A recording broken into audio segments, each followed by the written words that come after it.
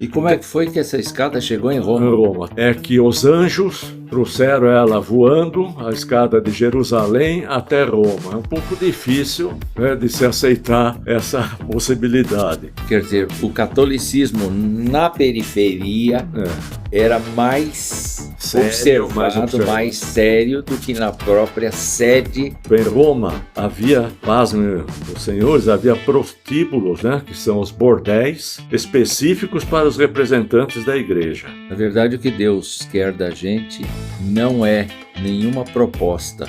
Simplesmente Deus deseja da gente dependência, confiança, entrega. Olá, meu nome é Wilson do Amaral Filho e você está sintonizado no podcast da Igreja Presbiteriana de Jundiaí, da qual eu sou pastor, e nós estamos viajando pela história da Reforma Protestante com o presbítero Vlander Zickel. Boa tarde, presbítero.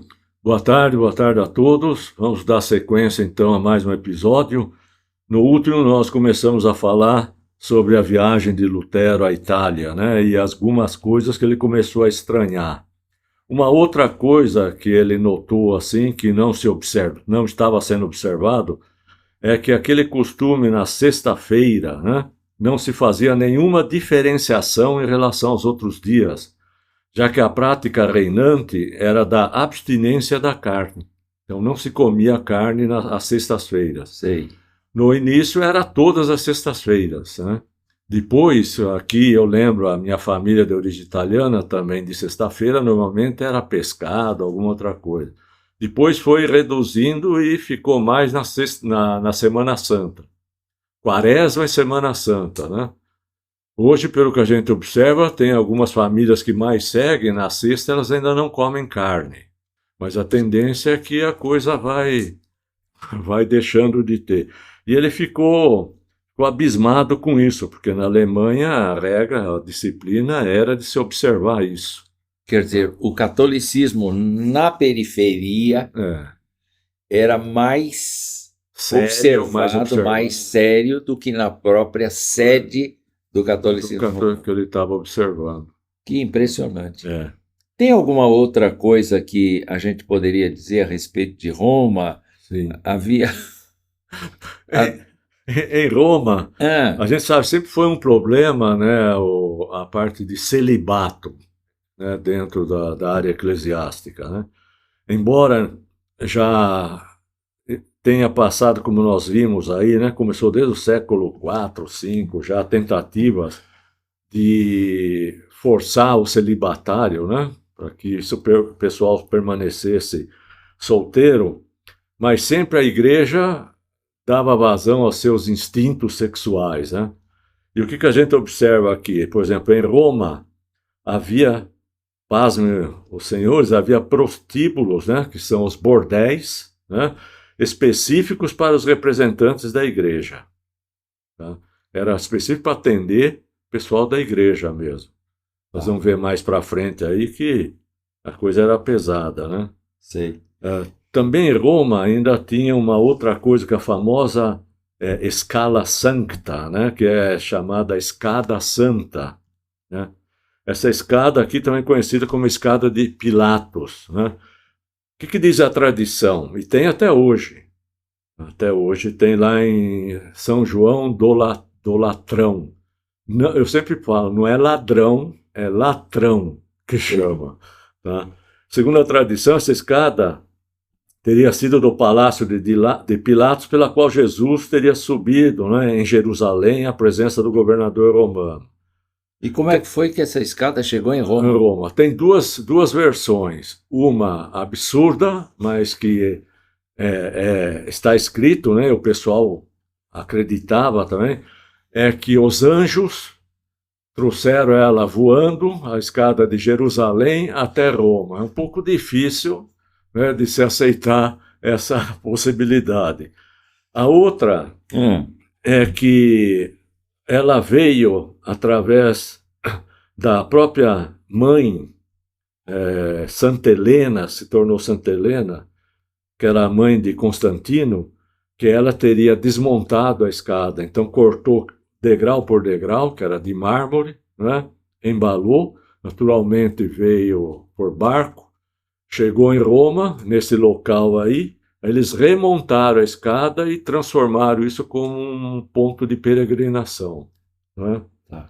E se conta, inclusive, nós sabemos aí pela história também, que o Papa Pio VII, em 2 de setembro de 1817, concedeu uma indulgência, que é o perdão, né, a forma de ter os seus pecados perdoados, 9 anos para todo aquele que subisse de joelhos cada degrau da mesma, né? Então ela tinha, me parece que 28 degraus. Então, por cada degrau que o indivíduo subisse de joelho, ele tinha 9 anos de perdão perdoado, né? Seria esse tipo de indulgência, tá? Calculando aqui, o cidadão precisaria subir umas 8 vezes para ficar sem pecado durante 72 anos, é isso? Seria 9 vezes 28, daria 200, não, se subisse a escada inteira, daria mais ou menos quase 270 anos de perdão. Então, ele ia morrer. 9 anos para cada degrau? Para cada degrau, Nossa! Então, estimulava, né? Porque nossa! O cara falava, então todo mundo que subir está livre, né? Do juízo final aí. E né? Lutero subiu? Diz, como que uma... Está escrito que, alguns dizem, mas eu nunca vi evidência assim positiva, né? Diz que ele começou a subir como um penitente, mas quando ele chegou mais ou menos no meio da escada, diz que ele teria levantado os olhos para o alto, por isso que a gente vê aqui isso daí, né? Parou, ficou de pé e começou a descer, a voltar, como se ele tivesse percebido que aquilo não tinha muito sentido. Mas se realmente isso aconteceu, não está muito claro, né? Na sua anotação aqui, você diz que parece que ele compreendeu que a salvação não dependia das penitências, mas da fé. Da fé. Nos méritos de Cristo, né? Muito bem. Só que na evidência clara, pelo menos, eu não achei, e também os autores ficam... É que nem o fato da escada lá ter vindo pelos ares, né? Alguém comentou isso, mas não tem escrito provando esse negócio, nem dá para ter, né? E aparentemente a devoção por São João de Latrão foi diminuindo, né? Até hoje tem. Sim, mas em Lutero. Não, em Lutero sem dúvida, né? Acabou, né? Acabou. Por isso que se diz, né, que Lutero no fim compreendeu, né? Talvez não necessariamente só nesse ponto, como diz, é todo algo que foi criado pelo fato de ele teria subido, ele teria se dado conta, compreendido que a salvação não dependeria de penitências, né? Mas sim da fé nos merecimentos de Cristo. Após seu retorno, e já com uma nova visão a respeito da salvação, porque ele percebeu os desmandos todos, né? E aí ele começou a trabalhar, mas isso daqui não está certo, a coisa precisa ir voltando à origem, né? Aí ele dá início às suas preleções, né, suas pregações, e grande número de alunos e estudantes afluíam para ouvir a nova teologia de Wittenberg. Então, a partir desse retorno, ele começa com sermões fortes, né? E justamente na universidade lá, já mostrando as divergências, se vê que a coisa já começava a ser preparada para o que viria aí para frente. Né? Virando no próximo slide, a gente vê a figura da escada aqui. Sim. Isso daqui está no... Que número seria, pastor? Seria a página 83, por aí. Por aí, né? A gente vê o pessoal de joelho. A gente pode observar, tem que nem um corrimão aqui, né? Das extremidades. Isso. Onde os degraus vêm até uma certa posição, depois o corrimão é justamente para impedir que o cara pegue a rampa, ou seja, ele tem que subir o degrau mesmo. Entendi. Tá? Para ele chegar lá em cima, e lá tem o outro quadro lá, né? Uhum. Aí o corrimão ajuda também a apoiar, né? Quando a pessoa vai... se tiver dificuldade aí. Outro. Outra coisa, né, que a gente vê é reverência, respeito, tudo bem, né? Mas adoração e sacrifício físico para perdoar pecado não tem sentido, né? Nenhum sentido em relação à Bíblia. Como Salmo 51:17, de sacrifícios agradáveis a Deus são o espírito quebrantado, né? Que é abatido, cansado, coração compungido, aflito, sensibilizado, e contrito, né? Arrependido, não o desprezarás, ó Deus. Então, Na verdade, o que Deus quer da gente não é nenhuma proposta. Simplesmente Deus deseja da gente dependência, confiança, entrega. Esses são os requisitos que a Bíblia nos mostra a respeito da nossa salvação. Deus quer que a gente confie nele. Só. Não quer que a gente confie em nada que a gente produza. Exato. Ainda se diz também, assim como observação, né, o próprio reitor da universidade uma vez chegou a dizer para ele: esse frade derrotará todos os doutores, introduzirá uma nova doutrina e reformará toda a igreja, pois ele se fundamenta na palavra de Cristo. E ninguém no mundo pode combater nem destruir esta palavra, ainda que a atacassem com todas as armas da filosofia, dos sofistas, dos escotistas, dos albertistas, dos tomistas e com todo o inferno. Então, já foi como que uma previsão, né, do que iria acontecer. É interessante que esse reitor tenha uma visão assim apropriada das Escrituras. Né? Ainda hoje é assim. Ainda hoje é assim. Quem tem uma visão clara do poder da Bíblia diante de todo o conhecimento humano, sabe que a Bíblia é a única, de fato, que tem a verdade sobre Deus. O resto é o resto. O resto é produção nossa, invenção nossa, criação nossa. Quando ele fala aqui sobre as armas da filosofia, sofistas, né?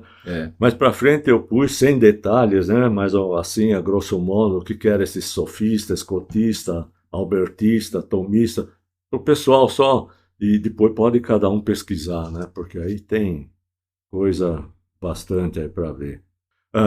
Voltando um pouquinho, né? Sempre relembrando, né? Essa decadência do papado. Você vê que ela não começou só no tempo de Lutero, um pouquinho antes. Então, alguns dados aqui, né? Por exemplo, para ver, 1305 a 1377, a sede do papado ficou em Avignon, né, sul da França. Mas, porque o rei queria um papa francês. Exato.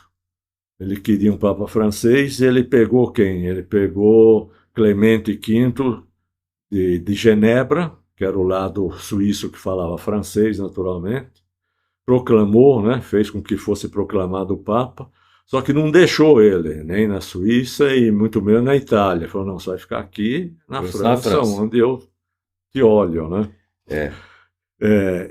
Um ano depois, né, 1378, aí vem o grande cisma, né? Cisma é o rompimento dentro da Igreja Católica Romana, né? Que vai de 1378 a 1449. Imagina o tempo que ficou. O comando da igreja ficou sobre 2 e até 3 comandos, 3 papas. Sendo um em Roma, tem aqui o nome, né? Gregório XI, depois Martinho V. Daí outro em Avignon, Clemente V, depois Benedito XIII. E em Pisa, João XIII. Até as outras nações ficaram eclesiasticamente divididas, sendo umas regidas por um papa e outras por outro papa. Então, imagina como ficou disperso, né? A quem seguir, a quem obedecer. Isso.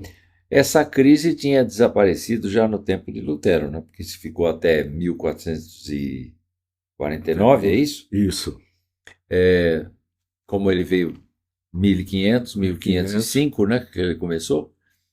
Então já não tinha mais esse tipo de cisma, não. Eles já tinham colocado Martinho V no lugar dos 3. Eu fico perguntando como é que a igreja sobreviveu.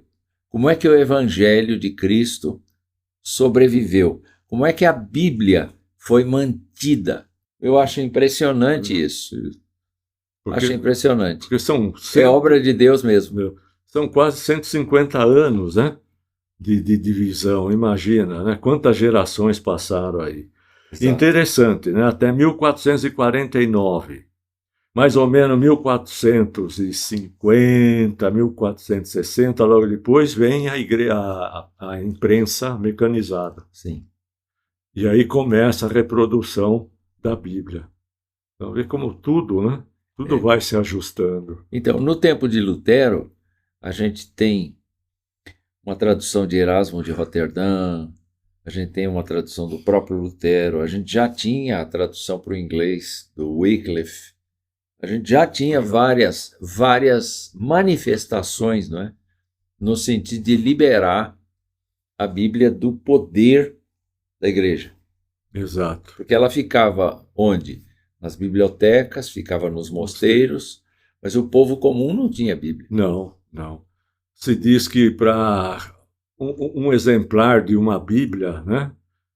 Antes da imprensa mesmo, ela teria o preço hoje de um carro Mercedes S não sei o que aí. Nossa, ou seja, alguma muito coisa, cara. uns 250, 300 mil reais. Uma Não, Bíblia. Então, hoje quem você podia... compra um Creta da Nissan por 200 mil. Tá muito, seria muito Então, mais. depois, já logo no tempo de Lutero, quando sai a Bíblia total e a imprensa mecanizada já está avançada, você podia mesmo assim comprar um exemplar, aí diz num livro alemão, diz pelo custo de uma geladeira normal. Então, põe entre 4 e 5 mil reais. Mesmo assim, não era qualquer um, né? Só para a gente ter uma ideia, né, do valor da coisa.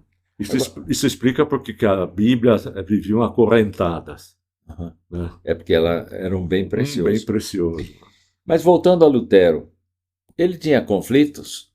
Inúmeros, né? Ele brigava com ele mesmo, né? Ele não conseguia entender, por mais sacrifícios pessoais que ele fizesse, né? Mortificações da carne, jejuns intermináveis, tudo, ele não conseguia ter o sossego, não conseguia ter a compreensão de que a salvação dele, o perdão dos pecados, não dependia disso. Dependia do sangue de Cristo. Quer dizer, isso inclusive antes de vir a Roma, de ir a Roma. Bem antes de ir a Roma. E depois que voltou de Roma, ele continuava... Ainda estava, ele ainda tinha essas dificuldades. Só que a coisa, como está o Pitts, já foi amenizando. Né?